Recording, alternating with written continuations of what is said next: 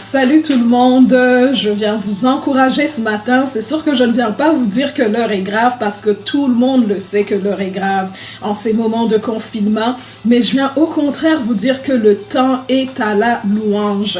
Changez votre atmosphère, changez l'atmosphère autour de vous. Pendant que vous êtes confinés, changez l'atmosphère, apportez de la joie, apportez de la louange, apportez des actions de grâce dans votre atmosphère. Même on pourrait démontrer qu'un cœur joyeux est un corps en bonne santé. Je vais vous suggérer de profiter de ces moments pour louer, pour mettre de la musique qui va comme élever votre esprit au-delà de ce que vous serez en train de vivre en ce moment.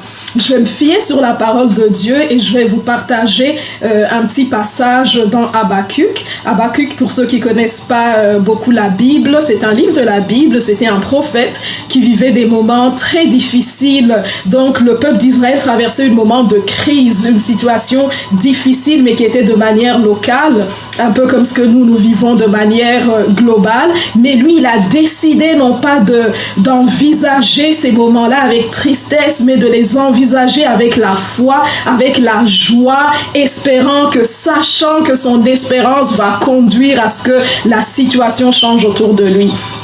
Donc, je vais vous partager dans Habakkuk, ce sera le chapitre 3, et je vais commencer par le verset 17, qui nous dit « Car le figuier ne fleurira pas, la vigne ne produira rien, le fruit de l'olivier manquera, les champs ne donneront pas de nourriture, les brebis disparaîtront du pâturage, et il n'y aura plus de bœuf dans les étables. Toutefois, je veux me réjouir en l'Éternel. Je veux me réjouir dans le Dieu de mon salut. L'Éternel, le Seigneur est ma force. Il rend mes pieds semblables à ceux des biches et il me fait marcher sur mes lieux élevés. Il a décidé d'appréhender la situation avec un langage de la foi. Et permettez-moi d'aller encore un peu plus loin.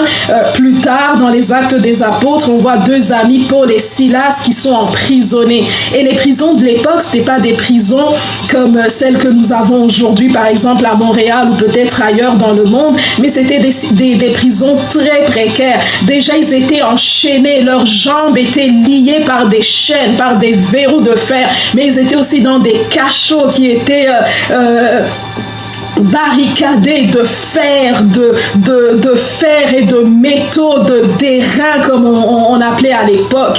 Et puis ils ont commencé à louer, ils ont commencé à chanter au-delà de ce qu'ils pouvaient ressentir. Ils avaient été battus, flagellés toute la journée, mais au-delà de cela, ils ont commencé à louer, à élever leur esprit au-delà des circonstances. Ils ont commencé à chanter et c'était pas de petites louanges timides, mais c'était fort, ils chantaient fort parce que la Bible nous dit que tous les autres prisonniers les entendaient. Et à un moment donné, la Bible nous dit que les verrous de fer se sont rompus et que leurs chaînes sont tombées et ils ont été complètement libérés.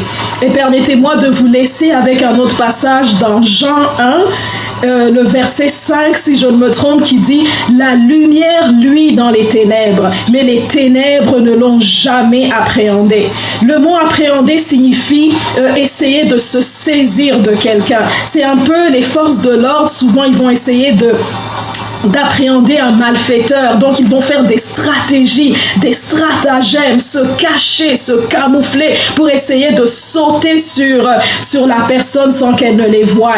Donc la parole de Dieu nous dit que les ténèbres essayaient d'appréhender la lumière. Donc les ténèbres remplissaient l'atmosphère. Les ténèbres avaient rempli l'univers. Ils ont rempli l'atmosphère. Ils étaient nombreux, ils se cachaient, ils faisaient des stratégies à gauche, à droite, essayant d'appréhender, de s'accaparer de cette lumière. Mais la Bible nous dit que les ténèbres n'ont jamais réussi à appréhender cette lumière. Et c'est un peu comme aujourd'hui. Il y a les ténèbres qui ont envahi les nations, les ténèbres qui ont envahi l'univers, les ténèbres qui ont envahi l'atmosphère et qui ont envahi probablement ton cœur, qui ont envahi tes pensées. Mais la Bible nous dit que les ténèbres n'ont jamais réussi et que ne réussiront jamais amener à appréhender la lumière. Et je voulais te laisser avec une bonne nouvelle parce que cette lumière a un nom et son nom c'est Jésus-Christ.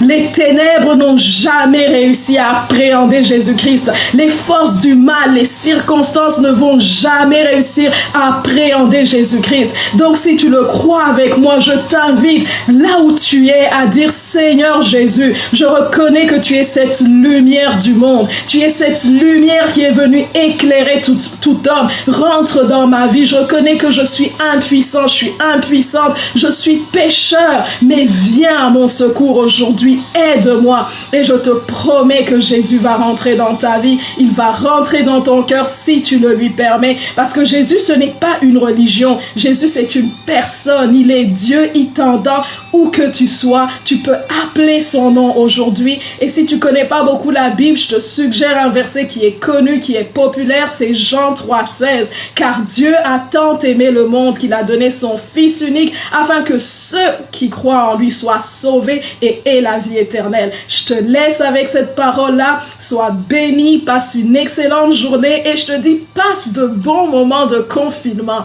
Que Dieu te bénisse. Bye bye.